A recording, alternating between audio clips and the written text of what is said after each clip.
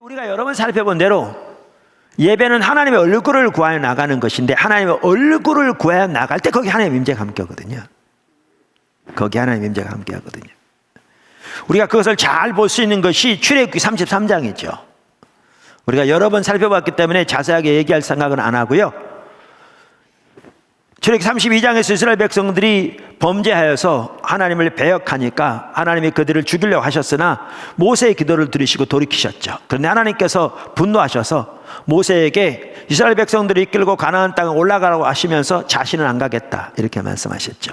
근데 거기에 보면 다른 말로 하면 내 임재는 너희와 함께 안 가겠다 이렇게 표현하신 거죠. 그러니까 하나님이 우리와 함께 하신다는 말은 하나님의 임재가 우리와 함께 하신다는 말이거든요.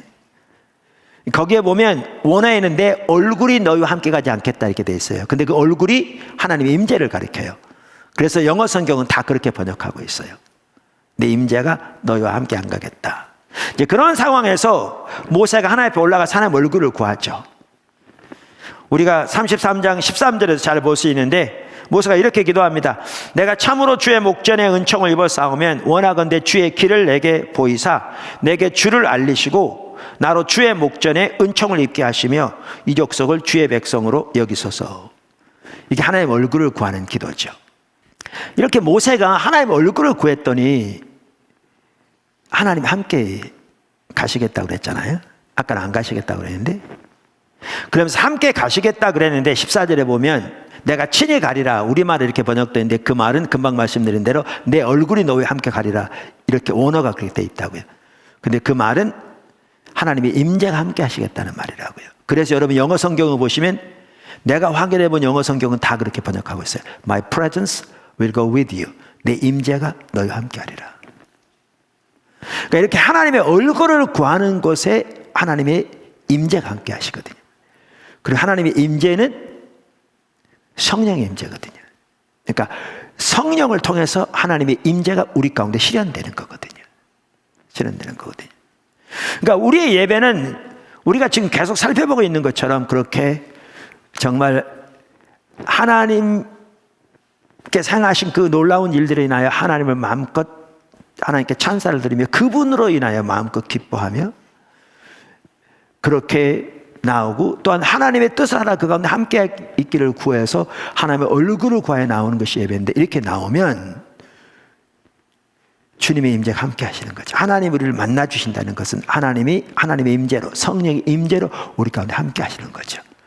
그러면 성령이 우리 가운데 임재하시면 우리가 지난주에 살펴본 것뿐만 아니라 이번 주에 살펴볼 그러한 하나님의 일들이 다양하게 일어나는 거죠. 왜냐하면 성령님이 움직이시기 때문에 그런 거죠.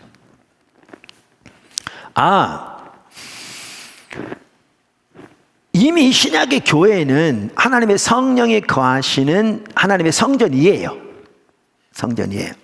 또 우리 개개인의 성도는 역시 하나님의 성령이 거하시는 하나님의 성전이에요. 성경에 써 있어요. 성경에 써 있어요.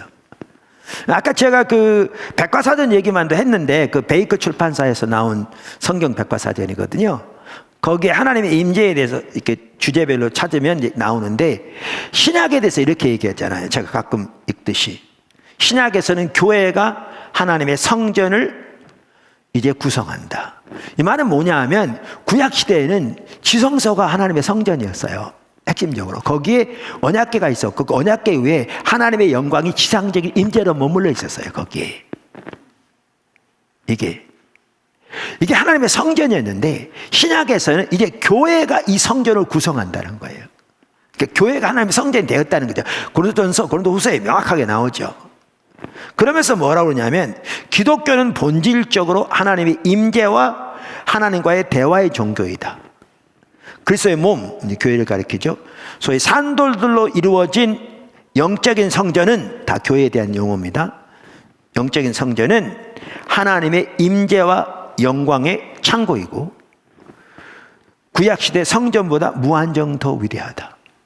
그러니까 지성소보다 더 무한정 위대하게 하나님의 영광과 임재가 머무는 것이 신약의 교회라는 거예요. 하나님이 의도하신 개개인의 성도고. 그런데 늘 말씀드린 대로 교회는 한편은 모일 때가 교회라고 그랬잖아요. 학자들도 모일 때가. 그리고 모이되 하나님의 얼굴을 구하여 하나님을 예배하기 위해서 모일 때 어느 때보다 일들이 더 일어나는 거죠. 그러면 이렇게 하나님의 임재가 예배 가운데 함께 하시면 이제 하나님이 하신 일들이 다양하게 나타나는 거죠. 그래서 교회가 철저하게 하나님 중심으로 세워진 게 중요하고요. 왜 이렇게 성령이 임재하시기 위해서. 그리고 우리의 예배가 성경에 말하는 하나님의 기준을 따라 올바로 드려지는 것이 그만큼 중요합니다. 그만큼. 그래야 이러한 다양한 성령의 임재가 함께 하실 것이기 때문에 그렇습니다. 성령 임재 함께 하시면 다양한 역사가 나타날 것이기 때문에 그렇습니다. 자, 그러면서 이제 주님 성령께서 임재하셔서 그분이 택하실 때 택하신 방법으로 여러 가지 일들을 하시는데 지난주에 몇 가지를 살펴봤습니다. 자, 네 번째 살펴봅니다. 이런 영혼들이 거듭날 수 있습니다. 할렐루야. 이런 영혼들이 거듭날 수 있습니다. 그러니까 성령님은 우리를 예수님께로 이끄시는 분입니다. 아멘. 그래서 요한복음 15장 26절 내가 아버지께로서 너희에게 보내실 보혜사 곧 아버지께로서 나오시는 진리의 성령이 오실 때에 그가 나를 증거하실 것이요. 성령님은 우리에게 예수님을 증거하시고요. 그래서 우리를 예수님께로 이끄시는 분입니다. 금방 말씀드린 대로 우리가 예배를 통해서 하나님을 마음껏 예배하면 하나님의 성령의 임재가 우리 가운데 함께 하시죠. 지금 쭉 살펴본 대로. 그러면 성령이 하시는 일 중에 하나가 뭐냐? 사람들에게 자신의 죄를 보게 하십니다. 특별히 하나님 모르는 사람들에게는 하나님의 피조물임에 불구하고 하나님을 떠나 자기 마음대로 하나님을 등지고 살았던 자신의 죄된 모습을 깨닫게 하십니다. 성령께서 우리의 마음 눈을 열어 깨닫게 하신다고요. 뿐만 아니라 그러한 우리들을 위해 이 땅에 오신 하나님의 아들 예수, 그리고 우리 죄를 위해 십자가에 돌아가신 예수 그리스도를 선명히 깨닫게 하십니다. 그래서 구원받는 역사가 나타나게 하시죠. 그래서 뭐죠? 때로는 예배 가운데 이런 영혼들이 거듭날 수 있습니다. 사실 얼마 전에 우리 열심히 모임만 하더라도요, 제가 인도하면서 하나님께서 그런 마음을 주셔서 이렇게 쭉 나누고 그랬는데, 우리 한 사람만 하도 나에게 문자를 보냈더라고요. 어렸을 때부터 교회는 다녔지만 근본적으로 자신이 하나님을 떠난 죄인인 것과 그리고 하나님 아들 예수님을 자신의 삶 속에 구주로뿐만 아니라 주님으로 모시고 자신의 삶을 그분께 온전히 의탁하여 드린 거듭난 믿음이 없는 자신의 모습을 깨닫게 하시고 그날 그렇게 거듭난 믿음으로 나가도록 인도하신 부분에 대해서 저에게 이렇게 보냈더라고요. 우리 주일 예배만 하더라도 대부분 믿는 분들이 오잖아요. 대부분. 그런데 오늘날 교회 안에는 교회만 그저 다니는 종교 생활하는 분들도 적지 않거든요. 말씀드렸잖아요. 우리 젊은이들 중에는 교회에서 자랐을지 몰라도 복음을 제대로 한 번도 들어보지 못한 젊은이들이 절대로 적지 않다니까요.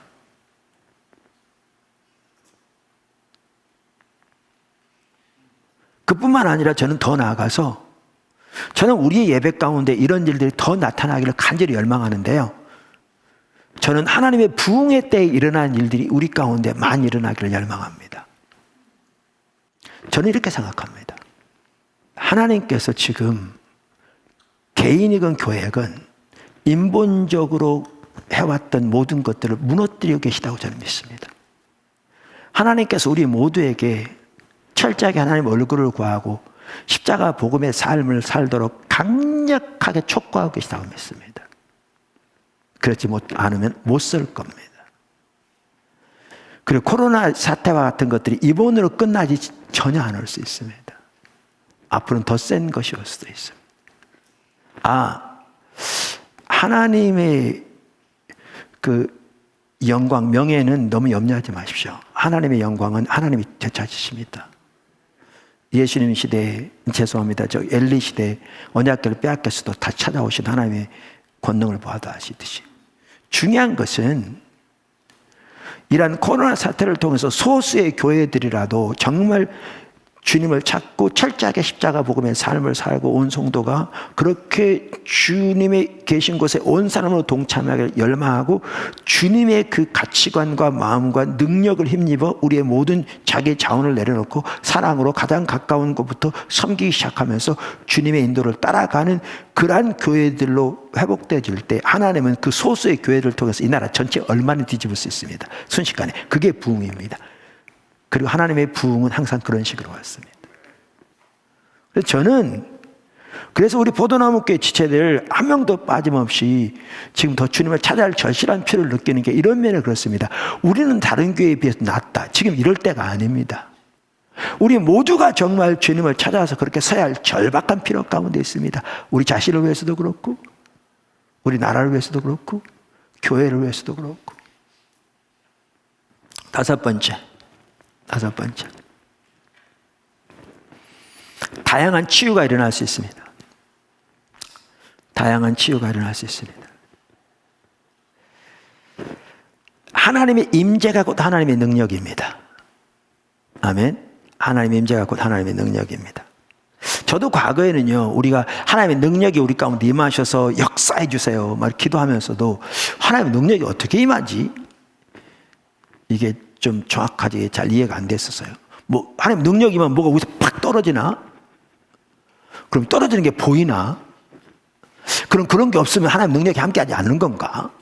등등. 그 세계적으로 놀랍게 치유 사역을 감당했고 특별히 그 영어를 말하는 서구 교회에 특별히 복음주의 보수주의 교회 치유 사역에 막대한 영향을 미쳤던 한 목사님이 그러더라고요. 그분이 제가 어느 책에서 본 것 같아요. 자기도 하나님의 능력이 어떻게 임하는지를 몰랐대요. 하나님의 능력이 임해서 역사하셔야 되는데 근데 나중에 알게 된 것은 하나님의 임재가 곧 하나님의 능력이라는 걸 알게 됐대요.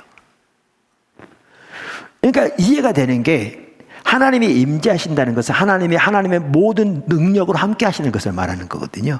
그러니까 거기에 하나님의 능력이 함께 하는 거죠. 아까 말한 대로 성령의 임재가 곧 하나님의 임재라고요. 성령님이 하나님의 임재를 우리 가운데 실제화시키시는 매개체시라고요.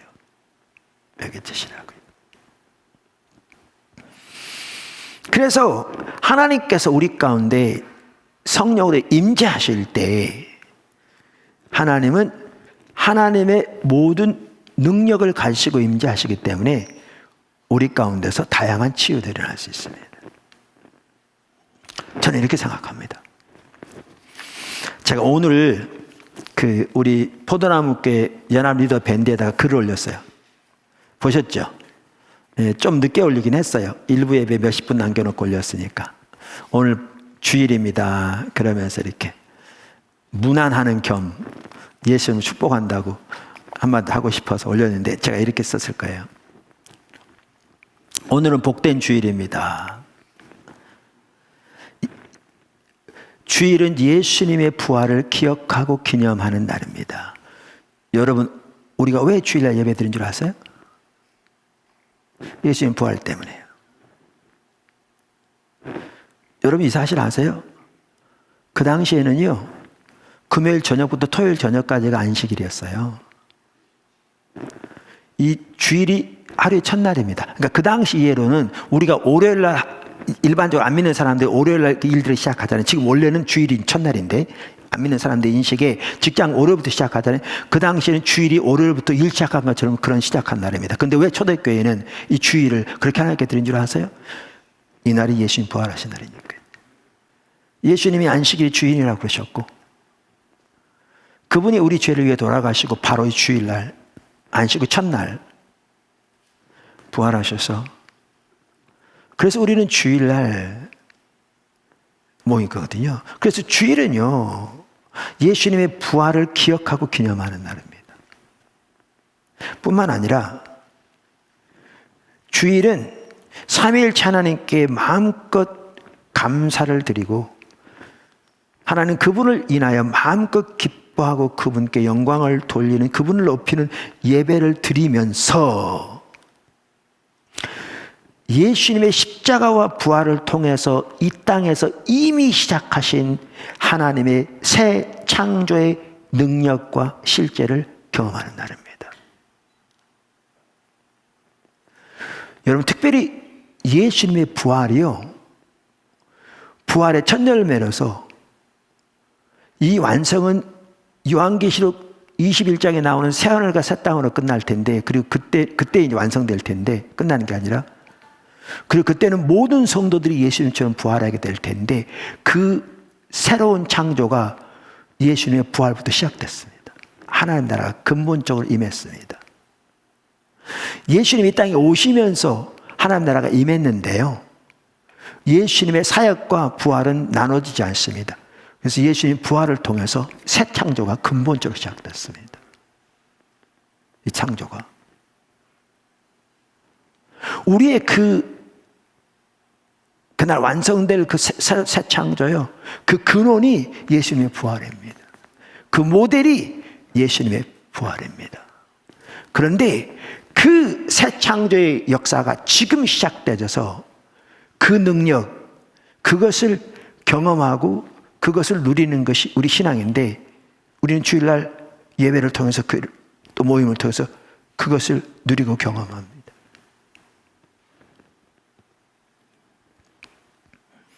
이 하나님의 위대한 이미 시작된 새 창조, 이것을 하나님 나라라고 부르기도 합니다.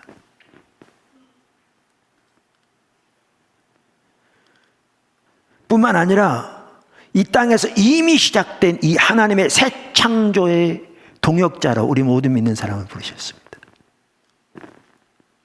하나님께서 아담을 창조하셔서 아담을 이 창조 세계를 하나님을 대신하고 대변해서 하나님이 주신 권위를 가지고 문화를 창조하고 하나님이 창조 역사의 동역자로 창조하신 것처럼, 하나님이 이날 첫날 예수님 부활을 시키신 것은 일리가 있다고 생각합니다. 새 창조를 시작하시는 거죠.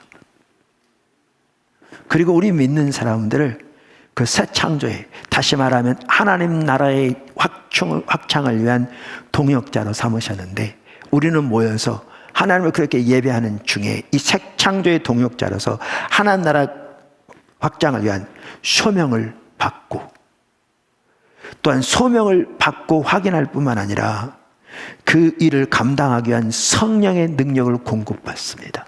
이날 뿐만 아니라 주일은 성도들이 함께 주님 안에서 모여 교제하고 교통하면서 서로 위로하고 힘을 얻는 날입니다. 예, 우리는 신약시대 매일 그러한 삶을 살아야 합니다. 그러나 말씀드린 대로 특별히 주일은 우리가 모여서 부활을 기념해서 하나님을 예배하는 날로서 어느 날보다 이 일이 강력하게 나타나는 날이 이 날입니다. 이게 주일입니다.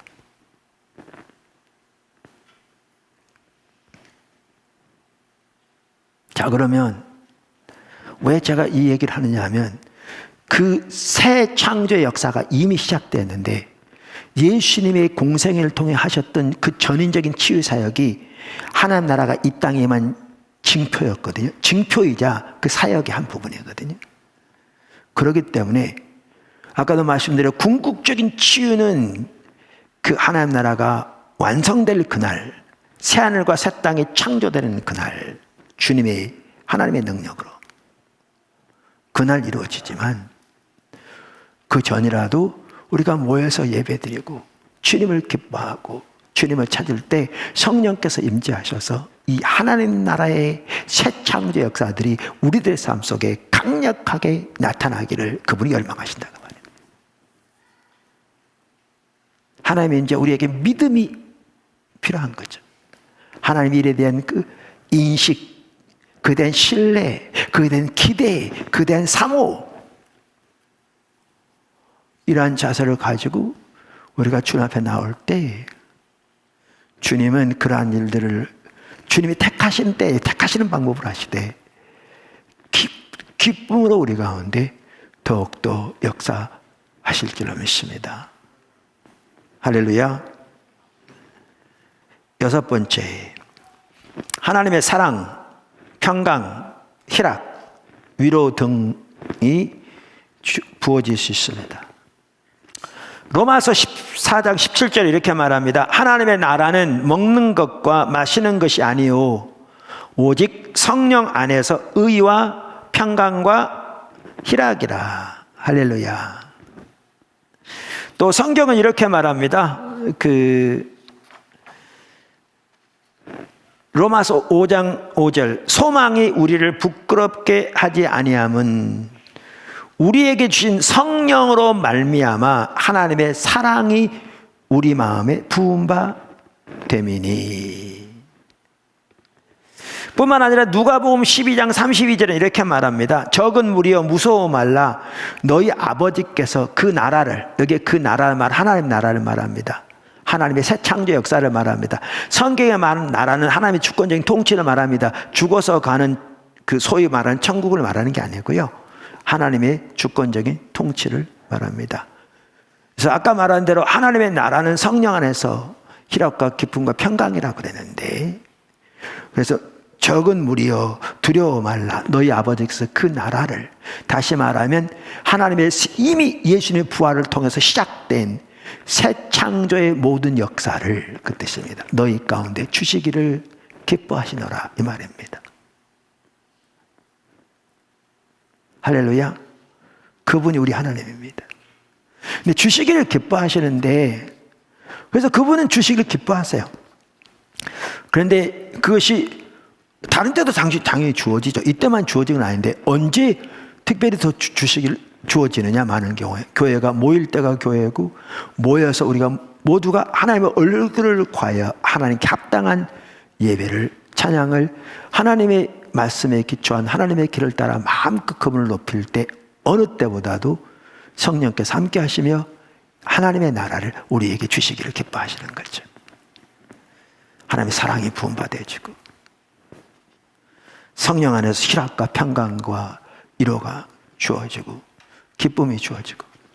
우리 교회에 이렇게 성도들을 이렇게 만나보면, 우리 어떤 목회자만 해도 그러던데, 이렇게 포도나무께 이제 목회자를 먼저 안겨하니까 성도들 왔다가 나중에 이제 목회자로 이렇게 세워지기도 하고 그랬는데, 처음에 몇 개월이 아니라 내가 듣기에는 몇 년이 그랬다든가, 주일마다 눈물이 쏟아지며 펑펑펑 울었답니다. 앞이 안 보이는 만큼. 근데 그런 분들 꽤 여러분들을 만났거든요. 왜 그랬게요? 우리가 그렇게 하나님을 찾고 예배하는 중에 성령께서 임재하셔서 우리의 마음을 열어 우리 안에 하나님의 사랑이 부어지기도 하고, 하나님의 그 위대하시고 신실하신 사랑이 깨달아지기도 하고, 하나님의 그 선하신 자비와 은혜가 인식되기도 하고, 평강이 주어지고 등등 하나님의 그 수많은 그 다양한 그 은혜들이 하나님의 성령의 놀라운 임재 가운데 우리에게 주어지니까 그런 일이 있는 거죠. 사실 이 부분은요, 여러분 모두가 수시로 경험하는 일들일 겁니다. 이러한 일들이 너무나 놀랍게 나타나죠. 귀한 은혜들입니다. 하나하나가 절대 작은 은혜들이 아닙니다. 아닙니다. 마지막으로 7번째, 다양한 성령의 은사나 능력이 부어질 수 있습니다. 다양한 성령의 은사나 능력이 부어질 수 있습니다. 저는 처음에는요, 이렇게 생각했습니다. 성령의 은사를 받는 것이 가장 어려운 것으로 생각했습니다. 그러니까 성령의 은사가 주어지는 것이 가장. 왜냐하면 이제 나 같은 경우에 자라면서 그 당시에 이렇게 은사주의 운동이 매우 활발할 우리나라 어떤 그런 시대에 이렇게 쭉 자라났는데, 그때 이제 부흥 강사들, 이렇게 목사님들을 보면 이렇게 많이 설교했거든요. 방언 받으려면 그냥 받는 줄 아느냐고, 기도원 가서 나무 뿌리 붙잡고 그냥 밤낮으로 방언 달라고 기도해가지고 이 나무 뿌리가 뽑히는 만큼 기도해야 방언 은사 받는 거지, 뭐 이런 은사 받으려면. 그런데다가 또 그러면 뭐 예언 은사는 그럼 그렇게 쉽게 받는 줄 아냐, 그거는 이런 조그만 나무도 아니고 더 큰 나무를 뿌리 뽑아야 되는 것처럼 막 이런 식으로 설교하는 그런 배경 속에 자라다 보니까 은사가 우리에게 주어지는 게 제일 어려운 줄 알았습니다. 그리고 어떻게 은사가 주어지나, 능력이 주어지나 몰랐습니다. 근데 제가 주님을 따라가면서 이렇게 또 섬기다 보니까 지금은 발견하는 게요, 가장 쉬운 게 은사가 주어지는 겁니다. 은사는 은혜로 주어지는 거거든요. 은사는 성령의 나타나심이거든요. 그럼 어떤 분은 이렇게 얘기할 수 있습니다. 은사는 우리가 거듭날 때 하나씩 이미 주어진 것이고 그것을 우리가 발견해서 개발하면 되는 건데 뭘 성령의 은사가 주어진다고 말하느냐 그러는데 그 은사에 대한 다른 이해입니다. 저는 그런 이해를 가지고 있지 않습니다. 제가 성령의 은사에 대해 지금 자세하게 설명할 수가 없습니다. 많은 시간이 요구되기 때문에 제가 쓴 책 중에 기초성경 공부 3권이 있는데 거기에 보면 여러 주제에 대해서 다루는 중에 하나는 성령에 대한 주제를 다루면서 여러 과를 다루고 있습니다. 그 중에 은사에 대해서 아마 2과로 요약되어 있을 겁니다. 그러면 그 은사에 대해서 다루는 2과를 이렇게 쭉 보시면 그 은사에 대한 전반적으로 제가 어떻게 믿고 이해하느냐를 볼 수 있습니다. 성경적인 근거를 쭉 거기에 써놨습니다. 은사는 주어지는 겁니다. 주어지는 겁니다. 오늘날 어떤 경우에는 성령의 열매는 매우 중요히 여기면서 성령의 은사는 소홀히 하는 그러한 교단들도 있고 성도들이 있습니다. 또 리더들이 있습니다. 그런데 그건 옳지 않습니다. 성령의 은사는 중요합니다. 왜냐하면 성령의 은사는 하나님 나라를 위한 도구이기 때문에 중요합니다. 또 어떤 교단이나 개인이나 또 지도자들은 성령의 은사는 강조하면서 중히 여기면서 성령의 열매는 소홀히 하는 경우 있습니다. 이것도 잘못된 겁니다.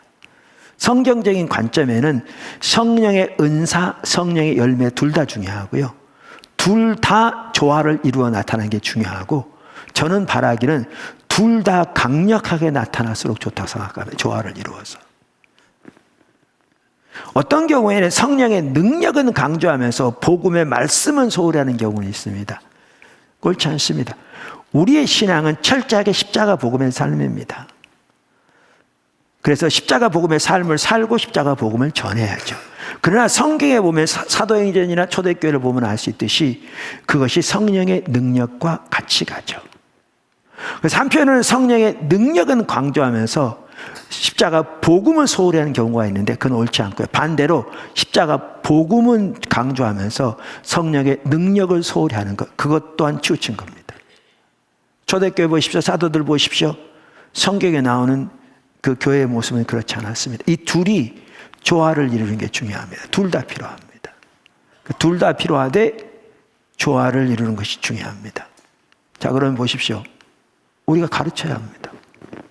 자녀를 가르치고 교회에서 목사가 아니라도 교사가 아니라도 또 이웃에게 하나님의 말씀 교회된 대로 가르치고 친구에게 가르쳐야 합니다. 또 우리 구제해야 합니다. 은사가 있건 없건. 근데 가르침에 은사가 있는 사람은요 효과가 훨씬 더 많이 나타납니다. 구제 은사가 있는 사람은요 훨씬 더 효과가 나타납니다. 구제 은사가 있는 사람은 언제 누구를 어떻게 구제할지가 보입니다. 자기가 아는 것처럼 보이는데요. 자기는 그게 당연하다고 여겨요. 근데 그래서 그 은사가 있는 사람은요. 다른 사람도 그렇게 알 거라고 생각해요. 왜냐하면 자기는 그게 당연하게 보이니까. 근데 실제로는 그게 은사입니다. 다른 사람은 그게 없어요.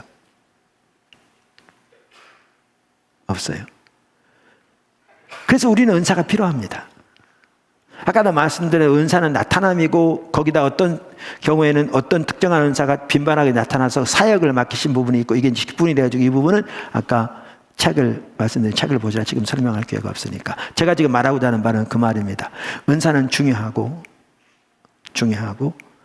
왜냐하면 하나님 나라의 그 도구입니다. 하나님 나라 사역을 위한. 그래서 우리가 은사가 있건 없건 섬기되 은사가 나타날 경우에 훨씬 더 효과가 크다 그 말이죠. 그래서 은사는 중요합니다. 그런데 그 은사가 이렇게 말씀드린 대로 하나님이 임재하셔서 이렇게 예배 가운데 다양하게 주어질 수 있습니다. 다양하게 주어질 수 있습니다. 근데 한 가지 참고로 말씀드리면요. 은사가 주어지는 것이 쉬운데 문제는 뭐냐면 성품이 빚어지는 게 문제입니다. 성품이 빚어지는 게 문제입니다. 우리에게 성령의 은사가 부어져도 그렇게 표현한다면 그것을 가지고 교회의 덕을 세워야 되거든요. 성경에 보면 성령 은사가 주어지는 목적이 상대방의 유익을 위한 겁니다.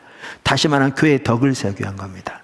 교회 덕을 세운다는 말은 영어로 빌드업이라는 말인데 건물을 지어가듯이 교회가 그리스도 안에서 든든하게 세워지고 주님 아는 지식 가운데 자라나고 하나님의 의도하신 목적으로 교회가 아름답게 세워져서 하나님의 영광을 열방 가운데 드러낼 수 있도록 그렇게 교회가 세워지도록 돕기 위해서 은사가 주어지는 겁니다.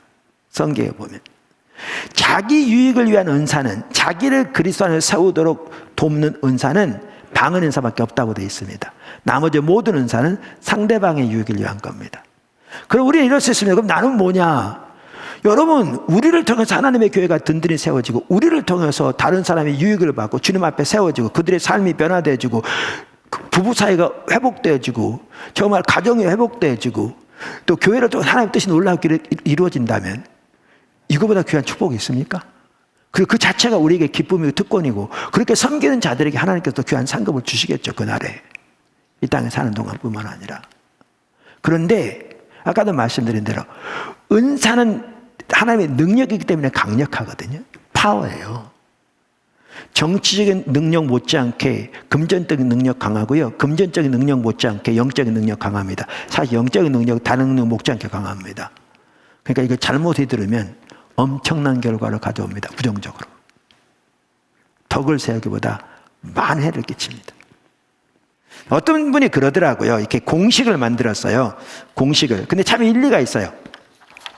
어떤 공식을 만들었냐면 은사 곱하기 성품 이꼬르 사역의 열매.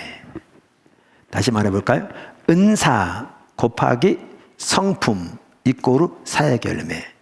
그러니까 은사가 강력하게 나타나고 성품 또한 매우 성장해서, 그러니까 다시 말하면 주님 닮은 성품이 되어지고 가치관만 하도 하나님 중심적인 가치관을 무장되어지고 그 다음에 사랑의 관계에서도 원만한 이런 경우에는 이제 열매가 너무나 놀랍게 나타나는 거죠. 귀한 열매들이 막 나타나는 거죠. 근데 반대로 은사는 강하게 나타나는데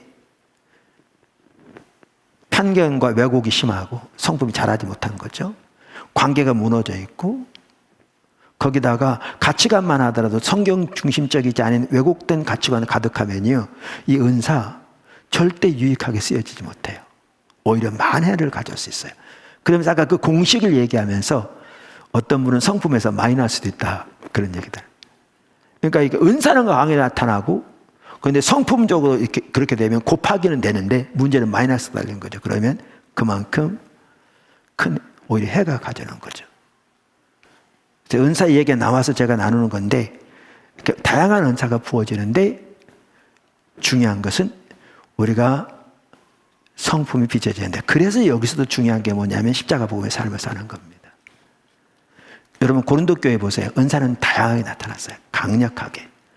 그런데 왜곡되게 많이 사용됐어요.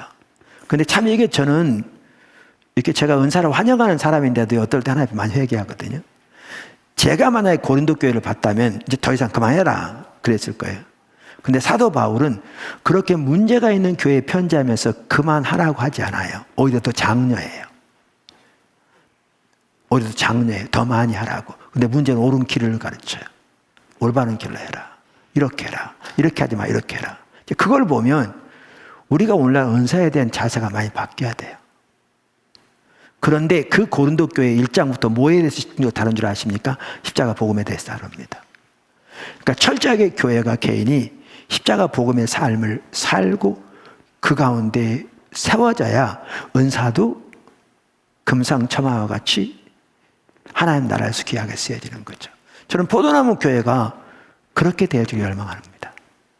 이미 많은 그런 열매들이 있고요. 정말 모든 성도들에게 하나님 나라의 역군들이요 동역자들이랄까 새 창조 역사에 여기 일터 사역에 사실 신학적인 근간이 있습니다. 정말 중요한 부분인데요.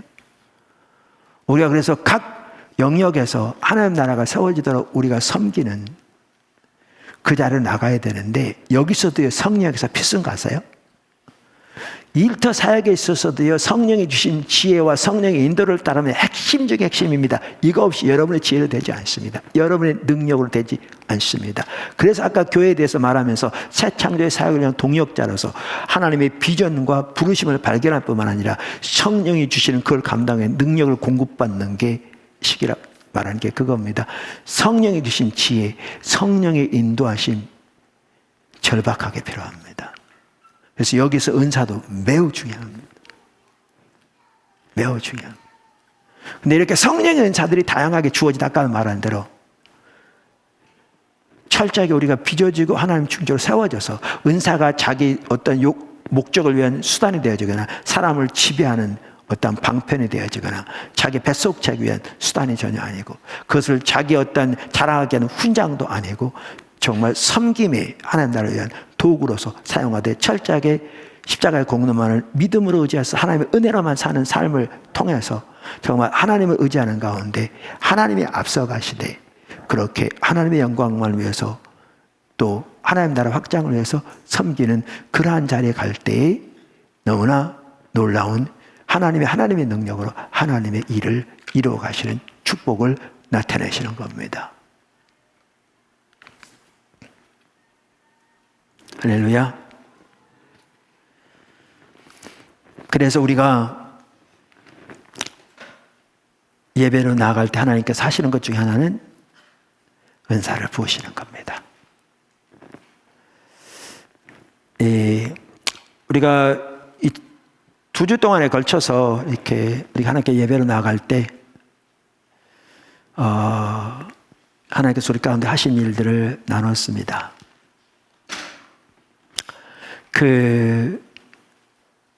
이 일들을 위해서 우리는 예배하지 않습니다. 여러 번 말씀드린 대로. 근데 하나님이 예배하는 것이 우리의 목적인데 그렇게 하나님 마음껏 높이고 예배 자체를 기쁨으로 여겨서 주님을 찬양하고 예배하면 주님 우리를 만나주시길 열망하십니다. 다시 말하면 새 창조의 그 역사들을 우리 가운데 행하시기를 그리고 우리를 통해서 행하시기를 기뻐하십니다. 그럼 우리는 이걸 통해서 지난주 나눈 것처럼 하나님을 그러니까 마음껏 예배하되 하나님과 만남과 교통이 이루어지고 새 창조의 그 하나님의 역사들을 우리 속에서 마음껏 누리며 경험하되 그러한 세상에서 사역을 위해 무장돼주고 공급받는 그러한 예배가 되어지는 겁니다. 그 예배가 우리가 돼야 합니다. 그러니까 우리 전체 예배가 그렇게 돼야 할 뿐만 아니라 우리 한 사람 한 사람 예배가 그렇게 돼야 합니다. 할렐루야. 제가 일부 예배 시간에도 그렇게 더 기도하고 했던 게 사실 2부 예배도 아까 그냥 제가 헌금 기도하고 넘어가려고 그랬거든요. 근데 헌금 기도하려고 딱 눈을 감았는데 일부 예배 때 기도하기를 원하신 것 같더라고요. 그래서 제가 멈추고 다시 한 거였거든요. 근데 지난주에 나왔지만 오케스트라를 통해서 이렇게 연주되는 그 곡의 질은요 오케스트라의 각 단원의 실력을 합해놓은 것보다는 더 나아질 수 없습니다. 당연하죠. 자, 오케스트라의 예를 들면 단원들의 실력이 예를 들면 1부터 10까지인데 한 5쯤 된다 그런다. 근데 이 단원들을 잘 모아서 그러니까 해서 지휘를 잘했더니 갑자기 7회가 나가는 곡이 연주가 나온다. 가능합니까? 안 가능합니다. 안 가능합니다. 예배도 똑같습니다. 포도나무 교회 전체 예배는 각 성도 한 사람 한 사람이 하나님과 어떤 관계에서 어떻게 하나님을 예배 드리는가 요것의 집합보다 절대 나아질 수 없습니다. 나아질 수 없습니다. 오케스트라 생각하시면 됩니다. 그래서 아까 제가 이렇게 계속 기도했던 것도 그겁니다. 우리 같은 경우에 한 65% 정도가 매일 제가 보기에는 650명 정도는 그야말로 매일 주님 자꾸 그러면 하나님 놀랍게 또 세워가시고 막 영적으로 살아나고 이런 부분들이 여기저기서 막 보이고 그래요. 자, 그런데 한 30% 남짓, 예를 들면 300명 남짓 내지 한 350명 사이의 성도들은 전혀 주님과 함께 하지 않는 것 같아요. 주일날은 참석할지 몰라도. 그리고 그렇게 되기를 오래됐습니다. 모이는 것도 제한된 상황에서 가정에서 인터넷을 켜놓고 예배를 드릴지 모르지만 어떻게 되는 건 제가 확인할 수 없고요. 그렇다면 우리의 전체 예배는 어떻게 되겠습니까? 그러니까 주님께서 자꾸 그 부분을 지적하시는 거죠. 그리고 우리 모두가 살아야 되는 거잖아요. 그리고 우리가 그렇게 살고 하나님의 얼굴을 구할 뿐만 아니라 지난주 이번 주 나눴던 것처럼 정말 예배 가운데 하나님이 하신 일들이 우리는 이걸 위해서 하는 건, 예배드리는 건 전혀 아니지만 말씀드린 대로 더 활발하게, 더 놀라웠게 우리 가운데 이루어질 간절히 소원합니다. 그래서 우리의 예배가 정말 하나님과의 만남과 교통이 실제로 이루어지는, 그리고 새 창조의 하나님의 그 사역들이 우리 가운데 마음껏 나타나고 그 사역을 위해 우리를 무장시키는 일들이 마음껏 있는, 우리가 하나님 나라의 군사로서 그렇게 예배가 되어지길 열망합니다. 우리 모두 그렇게 되기를 열망하고 사모하고 기도하고 주님을 찾고 주님 앞에 나가야 될 줄로 믿습니다.